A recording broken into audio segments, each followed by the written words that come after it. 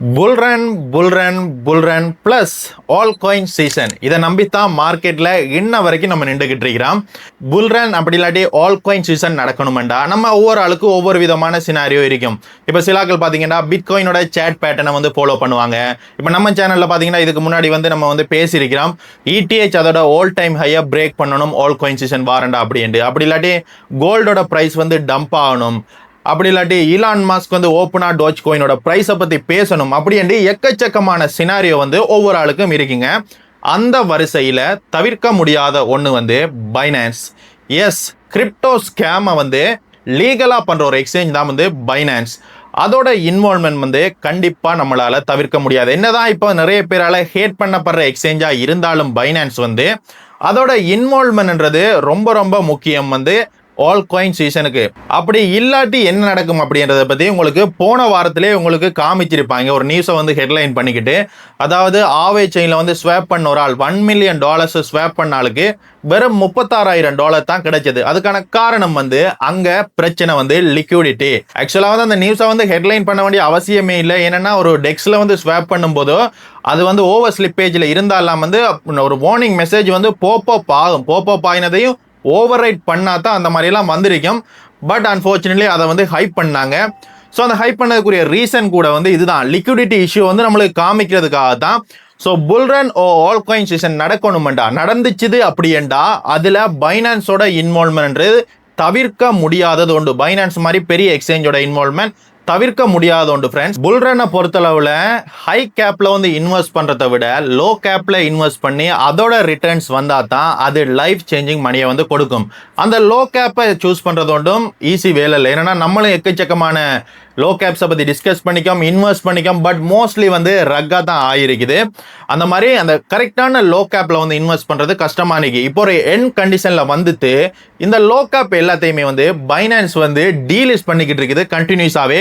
நான் past few மந்த்ஸாக வந்து note பண்ணிக்கிட்டு இருக்கிறேன். இதை பைனான்ஸ் மாதிரியான ஸ்கேம் எக்ஸ்சேஞ்ச் வந்து நம்மளுக்கு யூஎஸ்டிடியை தாரத்துக்கு விரும்பாதுங்க. ஏன்னா நான் வந்து புல் ரன்ல இப்போ நான் என்ன வச்சிருக்க ஒரு லோ கேப் வந்து ஒரு 80x போச்சுதுன்னா அந்த டாலர் தாரத்துக்கு கண்டிப்பாக பைனான்ஸ் மாதிரி எக்ஸ்சேஞ்ச் வந்து விரும்பாது. அதுக்காகத்தான் இருக்கிற லோ கேப்ஸ் எல்லாம் பார்த்து பைனான்ஸ் வந்து டீலிஸ்ட் பண்ணிக்கிட்டு இருக்குது. இப்போ பைனான்ஸோட டீலிஸ்ட்ல வந்து அவங்களோட டேர்ம்ஸ்ல அவங்க சொல்றது என்ன காரணத்துக்காக ஒரு கோயினை வந்து டீலிஸ்ட் பண்றோம் அப்படின்ட்டு, அதாவது லோ வால்யூம் இருக்குது அதுல, அப்படி இல்லாட்டி அந்த கோயின்ல ஸ்பெசிபிக் கோயின்ல வந்து மார்க்கெட் மெனிப்புலேஷன் நடந்துகிட்டு இருக்குது, இல்லாட்டி அந்த ஸ்பெசிபிக் ப்ராஜெக்ட் வந்து டெவலப் இல்லை, ஃபியூ இயர்ஸாக வந்து எந்த ஒரு டெவலப்மே இல்லாமல் இருக்குது, அப்படி இல்லாட்டி ரெகுலேஷன்ஸ் இஷ்யூ, இந்த மாதிரி காரணங்களால நாங்கள் இந்த கோயினை வந்து டீலிஸ்ட் பண்ணுறோம் அப்படின்ற டேர்ம்ஸில் தான் பைனான்ஸ் வந்து கோயின்ஸை வந்து டீலிஸ்ட் பண்ணிக்கிட்டு இருக்குது, ரிமூவ் பண்ணிக்கிட்டு இருக்குது. ஸோ இந்த இயர் 2026 எடுத்துக்கிட்டீங்கன்னா பிப்ரவரியில் 6 டோக்கனை பைனான்ஸ் வந்து டீலிஸ்ட் பண்ணிட்டாங்க. அதே மாதிரி மார்ச்ல வந்து 21 டோக்கனை வந்து பைனான்ஸ் அல்ஃபாவுல இருந்து டீலிஸ்ட் பண்ணாங்க. அண்ட் ஃபியூச்சர் ட்ரேடிங்கை பொறுத்தளவில் வீக்லி பைனான்ஸ்ல இருந்து ஃபியூச்சர் ட்ரேடிங்ல இருந்து டீலிஸ்ட் ஆகிக்கிட்டே இருக்குது கோயின். அண்ட் அது மட்டும் இல்லாமல் ஏப்ரல்ல வந்து இன்னும் ஒரு பெரிய ஒரு டீலிஸ்ட் இருக்குது. 8 டோக்கனை வந்து பைனான்ஸ் வந்து டீலிஸ்ட் பண்ண போறாங்க. அதுக்குரிய அனௌன்ஸ்மெண்ட் வந்து நேற்று கொடுத்திருந்தாங்க. அந்த கோயின்ல பாத்தீங்கன்னா Arena, Forth, Cook protocol, IDEX, LRC, NTRN, RDNT, SXP, இந்த கோயின் எல்லாமே ஏப்ரல் 1, 2026 பைனான்ஸ்ல இருந்து டீலிஸ்ட் பண்ணப்பட போகுது. ஸோ இது எல்லாத்துக்குள்ள ஒத்துமையை பார்த்தீங்கன்னா அந்த லோ கேப் தான். அதனால பைனான்ஸ்ல வந்து நீங்க பைனான்ஸ் பேஸ்டா வந்து ஒரு இன்வெஸ்ட்மெண்ட்டை வச்சிருக்கீங்கடா, அது லோ கேப்ல இருந்தீங்க ரொம்ப கேர்ஃபுல்லா இருங்க. ஸோ அந்த ஸ்பெசிபிக் ப்ராஜெக்டை போய் செக் பண்ணுங்க, அதோட கரண்ட் ஸ்டேட்டஸ் என்ன மாதிரி இருக்கு, அந்த டீம் ஆக்டிவ்ல இருக்குதா, அந்த ப்ராஜெக்ட் வந்து டெவலப் நடந்துகிட்டு இருக்கு, அதோட ட்ரேடிங் வால்யூம் இதெல்லாம் செக் பண்ணிக்கொள்ளுங்க. ஏன்னா நம்ம ஒரு என்ன ஸ்டேஜில் வந்து நம்ம கிட்ட இருக்கிற கோயின் வந்து திடீரென்று காணாம போச்சுன்னா ஒன்றுமே இல்லை. ஏன்னா எதுக்கு நான் சொல்றேன்டா, பைனான்ஸ் மாதிரியான டாப் எக்ஸ்சேஞ்ச் வந்து ஒரு கோயினை வந்து டீலிஸ்ட் பண்ணிட்டாங்க அப்படின்னா அதை தொடர்ந்து கண்டினியூஸாகவே அடுத்தடுத்த எக்ஸ்சேஞ்ச் எல்லாம் அந்த கோயினை வந்து டீலிஸ்ட் பண்ண ஆரம்பிச்சிருவாங்க. ஸோ இதுதான் யூஸ்வலாக நடக்கிறது. அட் த சேம் டைம் ஒரு லிஸ்டிங் நடக்கும்போது தான் பைனான்ஸில் ஒரு கோயின் லிஸ்ட் ஆகிட்டா அடுத்தடுத்த கோயின் எக்ஸ்சேஞ்சும் வந்து லிஸ்ட் பண்ணிடும். ஏன்னா எல்லாத்துக்குமே காரணம் வந்து அந்த லிக்விடிட்டி. பைனான்ஸ் வந்து அந்த லிக்விடிட்டியை ப்ரொவைட் பண்ணுது. ஏன்னா ஒரு கோயினை லிஸ்ட் பண்ணுறதுக்கு பெரிய ஒரு ஃபீயை வந்து பைனான்ஸ் எடுத்து அவங்களும் இன்னும் கொஞ்சம் பணத்தை போட்டு அதுக்கு ஒரு ஹை லிக்விடிட்டி வந்து ப்ரொவைட் பண்ணுவாங்க. ஸோ ஒரு டீலிஸ்ட் பண்ணுற டைமில் அந்த லிக்விடிட்டி எல்லாமே காணாமல் போயிடும் மாயமா. அதனால மற்ற எக்ஸ்சேஞ்சும் வந்து அதை டீலிஸ்ட் பண்ணிடுவாங்க. நான் முதல்ல சொன்னேனே ஒரு எக்ஸ்சேஞ்ச் இருக்குதுண்டா நம்ம வித்து லாபம் பார்க்குறத அவங்க விரும்ப மாட்டாங்க. ஸோ USDT என்னன்னா இப்போ ஓல்ட் சீசன் நடக்கும்போது அந்த சந்தர்ப்பத்தில் கோயின் எல்லாம் நல்லா பூம் ஆயிருக்கும். எல்லாத்துக்குமே ரியல் பையர் இருக்க மாட்டாங்க. சேல் பண்ணுறாக்கள் வேண்டா இருப்பாங்க, ரியல் பையர் எல்லாத்துக்குமே இருக்க மாட்டாங்க. எக்ஸ்சேஞ்ச் தான் அந்த லிக்விடிட்டியை வந்து ப்ரொவைட் பண்ணணும். ஸோ மோஸ்ட்லி வந்து நான் சொன்னேன் தானே, லைஃப் சேஞ்சிங் மணின்றது லோ கேப்பில் இருக்கும். அந்த லோ கேப்பில் வந்து முடிஞ்ச வரைக்கும் அவங்க வந்து சில லோ கேப்ஸை வந்து வெளியாக்க பார்ப்பாங்க, ஆக்களோட சேலப்பை வந்து தடுக்கிறதுக்காக, எக்ஸ்சேஞ்சோட மணியை வந்து அவங்க காப்பாற்றிக்கிறதுக்காக.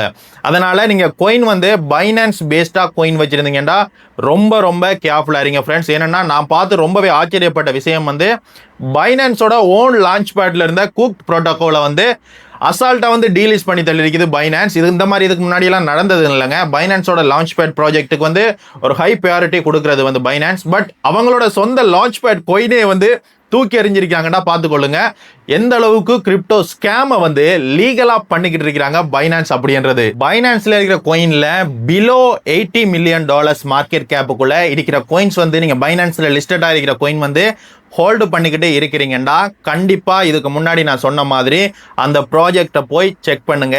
எனி டைம் காணாம போகலாம் அந்த ப்ராஜெக்ட். நம்மளுக்கு தெரியாது புல்ரன் நாளைக்கா, அடுத்த வாரமா, இல்லை அடுத்த மாசமா, இல்லை ஒரு 2 மாசம் கழிச்சான்றது நம்மளுக்கு தெரியாது. ஆனால் கண்டிப்பா நம்ம வந்து புல்ரன் டார்கெட்டுக்கு பக்கத்தில் தான் இருக்கிறோம்ன்றது தான் என்னோட நம்பிக்கைங்க. ஸோ அதை பேஸ் பண்ணி தான் நானும் வந்து இருந்துகிட்டு இருக்கேன், நீங்களும் வந்து இருந்துகிட்டு இருக்கீங்க. ஸோ கரெக்டான கோயினில் நம்மளோட இன்வெஸ்ட்மெண்ட் இருந்துகிட்டு இருக்கணும், கரெக்டான டைமில் விற்கிறதுக்குரிய லிக்விடிட்டி இருக்கணும். அது ரொம்ப ரொம்ப இம்பார்ட்டன்ட். இந்த ஒரு சின்ன இன்ஃபர்மேஷனை தான் ஃப்ரெண்ட்ஸ் இந்த வீடியோவில் ஷேர் பண்ண வந்தேன்னா, ஐ ஹோப் இந்த வீடியோ இன்ஃபர்மேஷன் உங்களுக்கு யூஸ்ஃபுல்லாக இருந்திருக்கும் அப்படி என்று பிலீவ் பண்ணுறேன். ஸோ உங்களோட லோ கேப்ஸ் இருந்தால் அகெயின் செக் பண்ணிக்கொள்ளுங்க. அதை வந்து முடியுமாடா ரீடிசைன் பண்ண போறீங்கன்னா பண்ணிக்கொள்ளுங்க.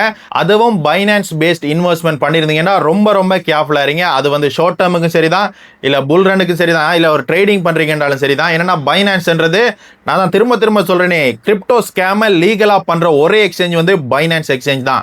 இப்போ கோயின் பேஸ் எல்லாம் டாப் எக்ஸ்சேஞ்ச் இருக்கு, அந்த மாதிரியெல்லாம் இல்லை. அங்கே அந்த அளவுக்கு இருந்தாலும் அதில் ஒரு லிமிடெட் இருக்குது, அதை வந்து ரெகுலேட் பண்ணி எல்லாம் வச்சிருக்காங்க. பைனான்ஸ் மாதிரி எக்ஸ்சேஞ்சை வந்து கேட்கறதுக்கு பார்க்கறதுக்கு யாருமே இல்லை. அவங்களுக்கு நினைச்ச நேரத்தில் ஒரு கோயினை லிஸ்ட் பண்ணுவாங்க, அவங்களுக்கு நினைச்ச நேரத்தில் அதை டீலிஸ்ட் பண்ணுவாங்க. ஸோ வந்து ஒரு ஸ்கேம் எக்ஸ்சேஞ்சுங்க பைனான்ஸ். அதனால ரொம்ப ரொம்ப கேர்ஃபுல்லாக இருங்க. பைனான்ஸ் பேஸ்டாக வந்து நீங்கள் இன்வெஸ்ட்மெண்ட் பண்ணி வச்சிருக்கீங்க அப்படின்டா. அண்ட் அவ்வளவுதான் ஃப்ரெண்ட்ஸ், இந்த வீடியோ இன்ஃபர்மேஷன் உங்களுக்கு யூஸ்ஃபுல்லாக இருந்திருக்கு மேடம். மறக்காம இந்த வீடியோவுக்கு ஜஸ்ட் ஒரே லைக் மட்டும் பண்ணிட்டுருங்க. தேங்க்ஸ் ஃபார் வாட்சிங்.